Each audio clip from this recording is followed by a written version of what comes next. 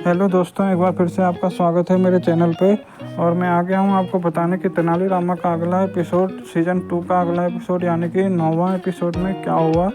तो जैसा कि आपको मैंने 8वें एपिसोड का बताया था कि उसमें उन्हें कौवे लास्ट में एपिसोड अंत होता है कि उन्हें कौवा पूरा घेर लेते हैं। तो वहीं से इस एपिसोड का शुरुआत होता है। कौवा पूरा एकदम घेरे रहता है तेनालीरामा को, पूरा वो बचते रहते हैं, पूरा आगे पीछे पूरा चोंच मारता रहता है तेनालीरामा को कौवा। तो हल्का डरे हुए रहते हैं और गिर जाते हैं। जैसे ही गिरते हैं उनका आँख बंद होता है और फिर तुरंत आँख खोलते हैं तो पूरा सारा कौवा गायब रहता है।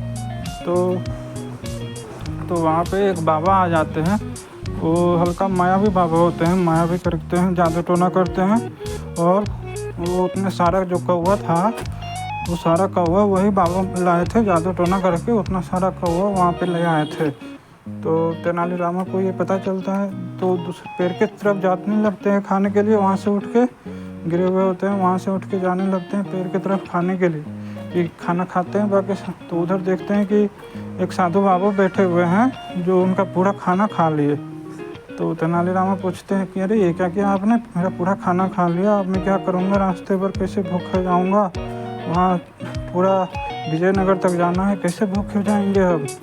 तो बाबा बोलते हैं कि ठीक है ना, इतना अच्छा खाना था, इतना स्वादिष्ट खाना था, हमने पहले कभी नहीं खाया, घर का खाना था तो मुझे अच्छा लगा तो हम सारा खा गए। अब हम तो रोज़ कंदमूल खाते हैं, तो एक दिन तो ये खाना मिला मुझे और ये मैं पूरा खा गया, मुझे बहुत अच्छा लगा। तो फिर रामा जी बोलते हैं कि आप तो खा लिया, अब हमारा क्या होगा, हमें तो बहुत दूर जाना है, भूखे कैसे रहेंगे। तो फिर ये सब बोलते हैं रामा जी। तो बाबा मायावी फल वहाँ पे गिरा देते हैं, अपनी माया से संतरे फल गिरा देते हैं, संतरा का फल। तो फिर तेनालीरामा वो सारा फल देखकर और डर जाते हैं और बोलते हैं कि मैं ये फल नहीं खाऊंगा, ये मायावी फल है और मुझे जादू टोना से, मेरे बचपन से ही मुझे जादू टोना से मुझे बहुत डर लगता है और मैं जादू टोना में विश्वास नहीं करता हूँ अपने बचपन से ही। तो ये सब बोलते बोलते वहाँ से चले जाते हैं। तो तभी पीछे से बाबा बोलते हैं यहाँ से तो जा रहे हो जादू टोना के डर से, लेकिन जब असल ज़िंदगी में जादू टोना के करने वालों के साथ सामना होगा तो उससे क्या करोगे, उससे कैसे बचोगे। तो यही बाबा बोलते हैं। उसके बाद फिर तेनालीरामा वहाँ से अपना बैलगाड़ी स्टार्ट करके चले जाते हैं, आगे चले जाते हैं। उसके बाद दूसरी साइड दिखाया जाता है तथाचार्य का।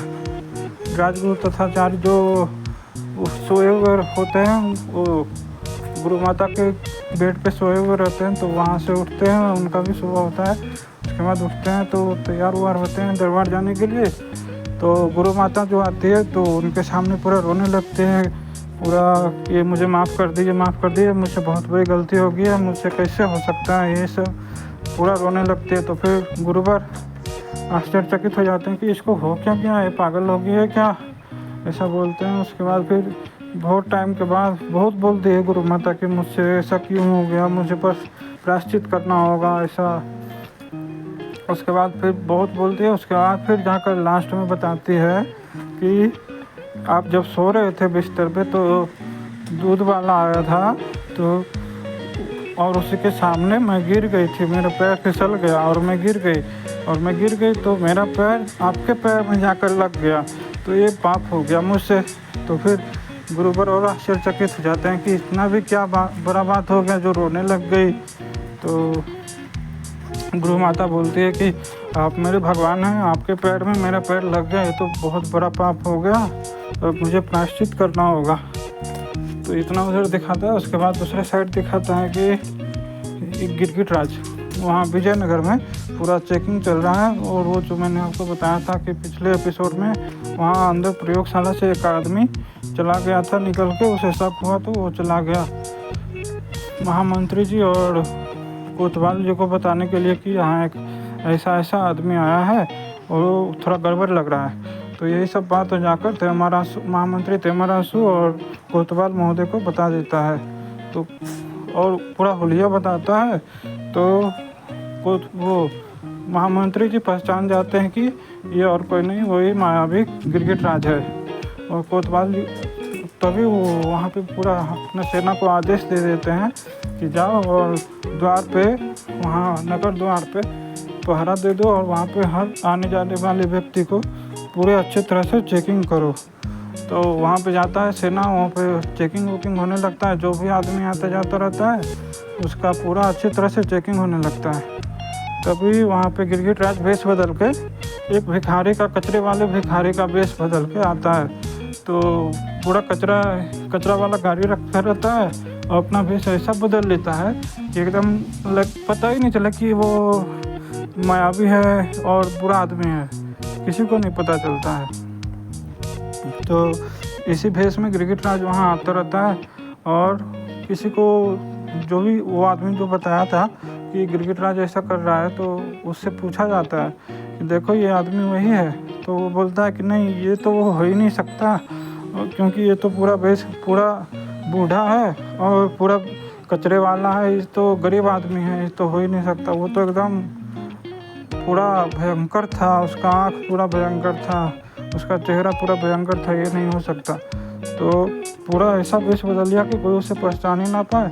और फिर दरबार लोग, जो भी सेना थे, वो उसे जाने दे देते हैं, बाहर निकाल देते हैं विजयनगर से। तो उसके बाद दूसरे साइड का दिखाता है कि तभी उसके बाहर निकलते ही तेनाली रामा जी वहाँ पहुँच जाते हैं। वहाँ गांव के गेट पे पहुँच जाते हैं तेनाली रामा, विजयनगर के गेट पे। तो वहाँ पे उतरते हैं। उसके बाद फिर बैलगाड़ी वापस भेज देते हैं। उसके बाद फिर उस दिन निर्णय लेते हैं कि आज जाना उचित नहीं होगा, तो हम कल जाएंगे, कल सुबह जाएंगे वहाँ पे, रात को जाएंगे। अभी दिन में जाना उचित नहीं होगा, तो रात को ही जाएंगे। रात को ज़्यादा परेशानी भी नहीं होगा और ज़्यादा कोई देखेगा भी नहीं। तो वहीं दूर जाकर छिप जाते हैं और हल्का सा दिखता है गिरगिट राज बाहर निकलते हुए, उन्हें हल्का सा दिख जाता है, लेकिन वो ज़्यादा पहचान नहीं पाते हैं कि ये क्या है। उन्हें लगता है कि ये तो नॉर्मल कचरा वाला है। उसके बाद फिर दूसरा साइड दिखाता है कि तथाचार्य, जो गुरु माता का जो पैर लगा था तथाचार्य के पैर में, तो उसका प्रायश्चित करने के लिए जैसे ही ये उस दिन गुरुवर के द्वार पे पूरा गोबर का रंगोली बनाया हुआ था और रंगोली के बीच में किसी ने गोबर रख दिया था। तो जैसे ही गुरुवर बाहर आ रहे होते हैं, पीछे से गुरु माता डंडा फेंकती है और वो गुरुवर का पैर में लगता है। और गुरुवर का पैर में जैसे ही डंडा लगता है, वो उछल कर गिर जाते हैं और उनका फेस पूरा गोबर पे गिरता है। तो पूरा फेस में गोबर लग जाता है उनका। उसके बाद फिर वो और गुस्सा हो जाते हैं, उठते हैं।